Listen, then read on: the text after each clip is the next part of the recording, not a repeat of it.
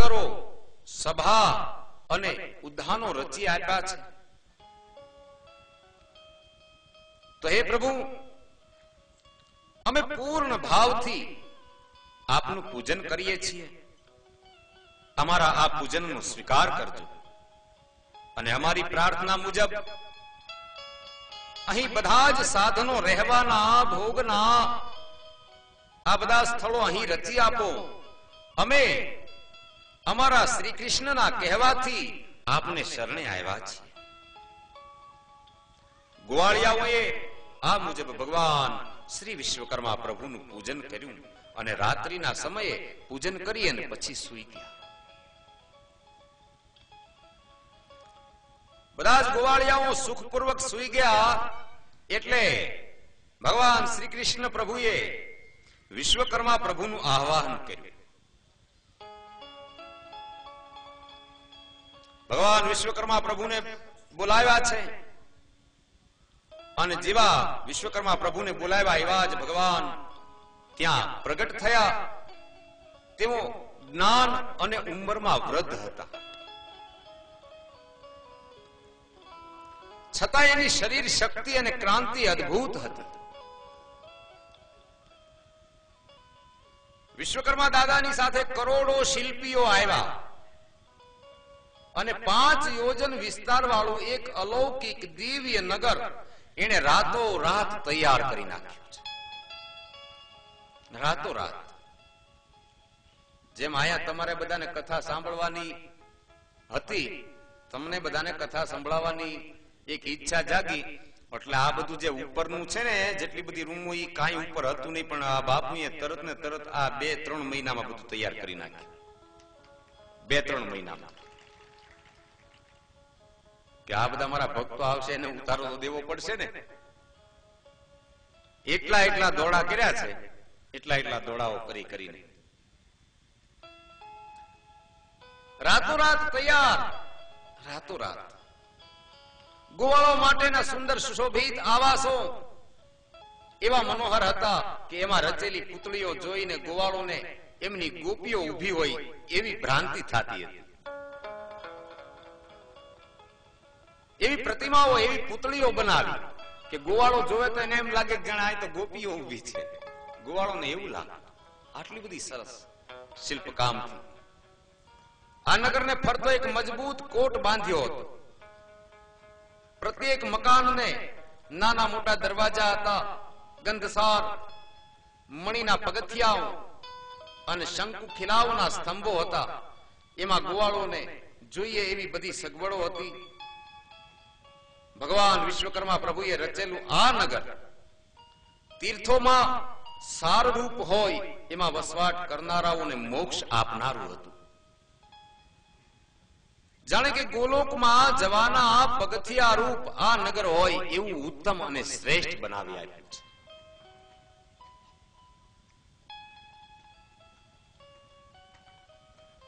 આ ગોવાળોના નગરમાં ગાયો અને બળદો માટેનું સુરક્ષિત સ્થાન બનાવ્યું. ફરતો ઊંચો કોટ, આટલી બધી સગવડતાઓ આપી. બાગ બગીચા, સુંદર ચંપાના વૃક્ષો, બગીચાઓ બનાવ્યા. ઉત્તમ અંટારીઓથી શોભતું એક મંદિર બનાવ્યું. ઇન્દ્રનીલ મણીઓ વાળા એ મંદિરને 9 તો માળ હતા અને એ મંદિર વૃષભાનુ ગોવાળની પુત્રી કલાવતી, જેને રાધાજી કહે છે, રાધા. બિન રાધા કૃષ્ણ આધા. રાધા કૃષ્ણ સાથે એટલા માટે બોલવામાં આવે છે, એકલું કૃષ્ણ બોલે તો જરા અધૂરું લાગે છે.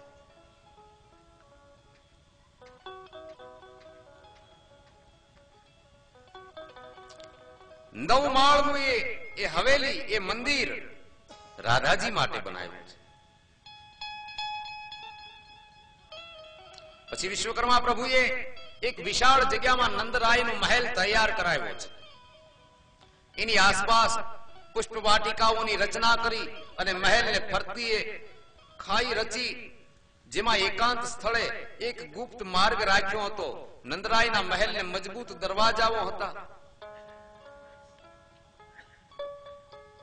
એક અનેક મંડપો અને એમાં સુગંધી વાયુ વાતા હતા, એમાં પુષ્પ વાટિકાઓ, લતા મંડપો હતા અને જળ ક્રીડા સ્થાનો, રાધા અને કૃષ્ણની લીલા માટે ત્યાં સર્વ પ્રકારની મનોહર રચનાઓ પણ કરી હતી. શ્રૃંગારના સાધનો વિપુલ પ્રમાણમાં તૈયાર હતા. કોઈ સમયે કરમાય નહીં એવી ફૂલમાળાઓ હતી. આવું અદ્ભુત નગર રચીને પોતાના શિષ્ય સમુદાયની સાથે ભગવાન વિશ્વકર્મા પ્રભુ શ્રી કૃષ્ણ પ્રભુને નમન કરી અને આજ્ઞા લીધી છે અને પોતાના સ્થાને ગયા છે.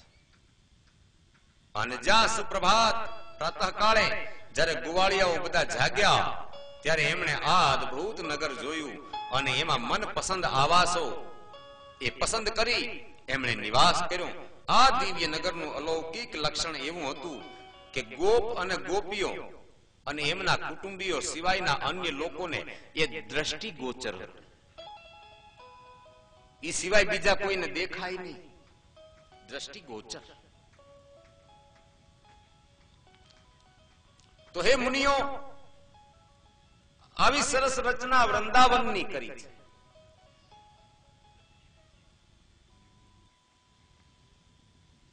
આ વૃંદાવનની રચના ભગવાન પ્રભુ શ્રી વિશ્વકર્મા પ્રભુએ કરી છે. એમ એવી જ એક રચના દ્વારિકાની. દ્વારિકાની પણ એવી જ રચના કરી છે, સુંદર. એટલી સરસ દ્વારિકા બનાવી આપી છે. પણ આપણે દ્વારિકાની રચનાની વાત પછી કરીએ, જો કઈ આ મંડળને કઈ કેવા કરવાનું હોય. કારણ કે મને એવું કહ્યું છે કે બાપુ અમને જરા 20 મિનિટનો સમય આપજો, બપોરે 20 મિનિટ અને સાંજે 20 મિનિટ. તો ભાઈ બહાર ગયા છે.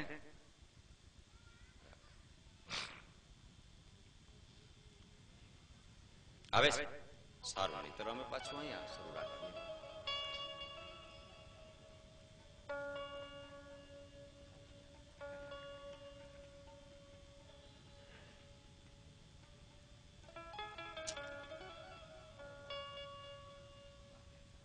અચ્છા, હા, ભલે ભલે ભલે. તો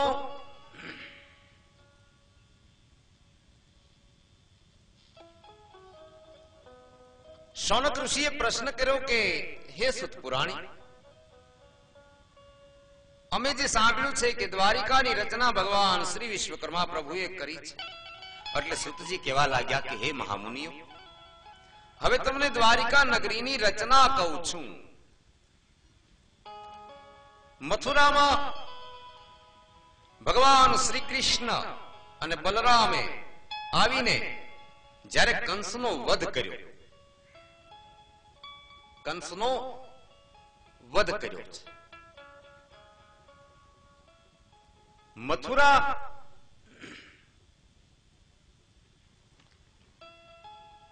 ભગવાન શ્રી કૃષ્ણ પધાર્યા, કંસનો વધ કરી અને મગધરાજ જરાસંધે પોતાના જમાઈનું વેર લેવા માટે મથુરા ઉપર 17 વખત ચડાઈ કરી, 16 વખત ચડાઈ કરી, 16 વખત જીતી ન શક્યા. પછી કાલ યવનને લીધો સાથે, જેની પાસે 2.5 કરોડનું સૈન્ય હતું. કાલ યવન 17મી વખતે જરાસંધ અને કાલ યવન બંને ભેગા થઈ અને મથુરા ઉપર ચડાઈ કરી.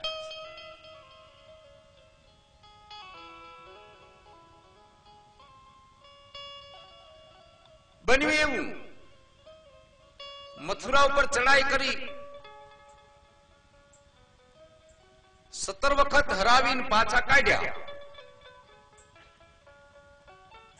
અને રાજ હતું એ ઉગ્રસેન મહારાજને આપ્યું. હવે જ્યારે લડાઈ થઈ, ફરી આક્રમણ કર્યું, આટલું બધું સૈન્ય સાથે લઈ જરાસંધ અને કાલ યવન અને પછી ભગવાને વિચાર કર્યો કે હવે આપણે કંઈક આ આપણા જે ગોપ ગોવાળો ને આ બધી જે યાદવ ને આ બધા યાદવોને હવે એવી કંઈક સુરક્ષિત જગ્યાએ આપણે રાખવા છે.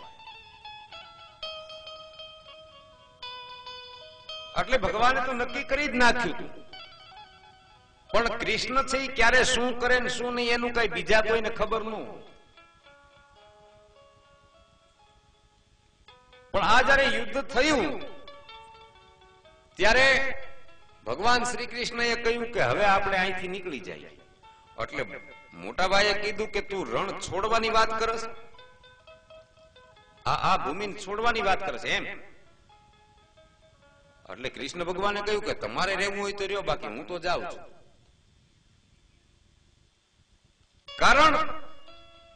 કારણ એ હતું કે એને ગોપ ગોવાળોને ગોઠવવાની પહેલેથી તૈયારી કરી રાખી હતી. બાકી કઈ કૃષ્ણ એમ કોઈ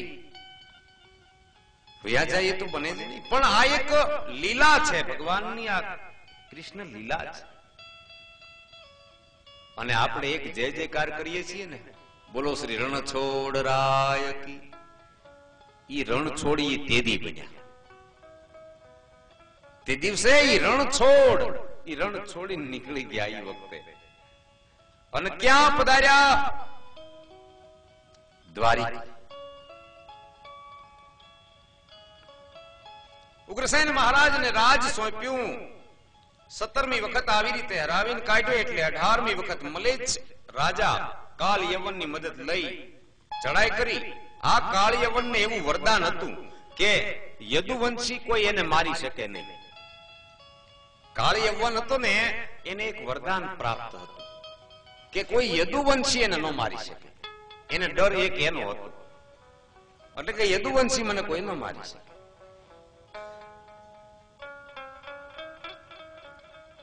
હવે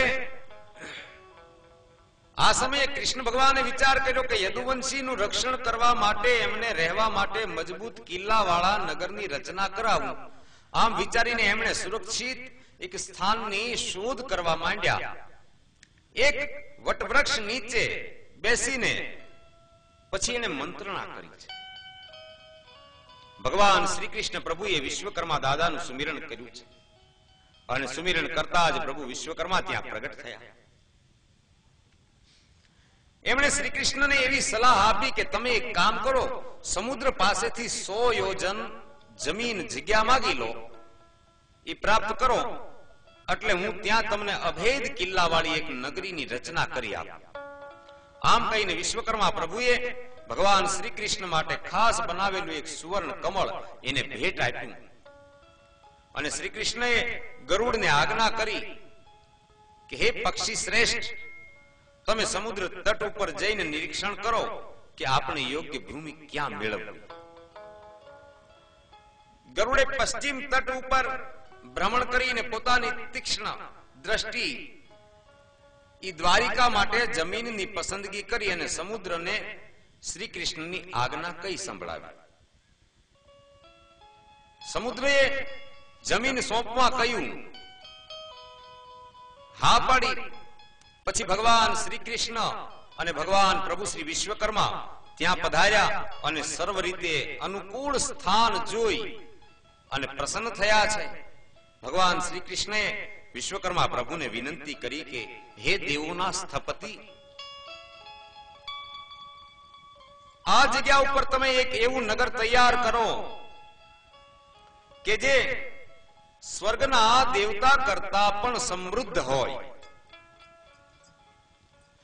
પદ્મરાગ મણિ, મરકત મણિ, ઇન્દ્રનીલ મણિ, પારિભદ્ર મણિ, ગંધક મણિ, ચંદ્રકાંત મણિ અને સૂર્યકાંત મણિ વગેરે ઉત્તમ મણિઓની રચના કરજો અને નગરને ફરતો એવો દુર્ગમ દુર્ગ બનાવજો. ભગવાન શ્રી કૃષ્ણ પ્રભુ આમ કહી અને જતા રહ્યા. ભગવાન વિશ્વકર્મા પ્રભુએ સંકલ્પ માત્રમાં મનોમય રચના વિચારી લીધી કે કઈ રીતે આ નગરીનું નિર્માણ કરવું. આને એમણે એક એવી અદ્ભુત નગરી અને એનો દુર્ગ બનાવ્યા કે જેની જોડ શોધવી મુશ્કેલ પડે. સુતજી કહેવા લાગ્યા કે હે મુનિઓ, નગરીની રચના ચતુષ્ટકોણ કરી હતી, જેમાં ફરતી 7 ખાઈઓ ઊંડા જળથી ભરેલી રચી હતી અને 9 કિલ્લા સમુદ્રની વચ્ચે આવેલી આ નગરીમાં પ્રવેશ કરવા માટેના ગુપ્ત દ્વાર હતા અને સંકટ સમયે તે આપોઆપ બંધ થઈ જાય એવી રચના પણ હતી.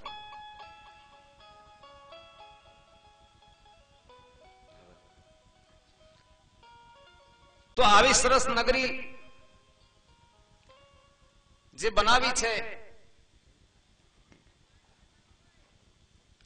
આ નગરીની અંદર તો એટલી નવીનતાઓ છે કે જેની શોભાનું વર્ણન કરવામાં હજી તો ઘણી વાર લાગે એમ છે. એટલા એના ગુણગાન કરવા પડે એમ છે. તો અત્યારે આપણે એક કામ કરીએ કે આ બધા ભક્તો પણ સવારના નાસ્તા બરાબર કર્યા હોય કે નહીં ખબર નહીં, પણ ભૂખ્યા તો થયા જ હશે. તો અત્યારે થોડો ભગવાનનો પ્રસાદ તૈયાર થઈ ગયો છે એવું ત્યાંથી કહેવાનું આવી ગયું છે.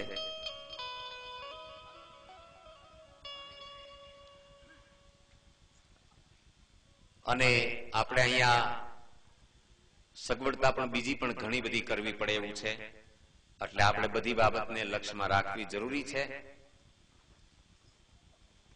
બીજું કંઈ પણ અમુક તમારે જે કાંઈ સલાહ સૂચન કરવાનું હોય એ પણ કરી દો. કથાને અહીંયા આપણે અત્યારે થોડો વિરામ આપીએ.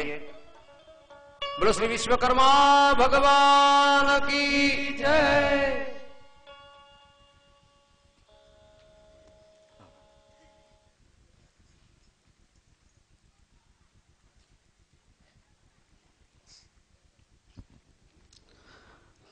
परम पंज माननीय श्री महेंद्र बापू, संत शिरोमणि श्री शशिकांत बापू तथा अत्रे पधारेला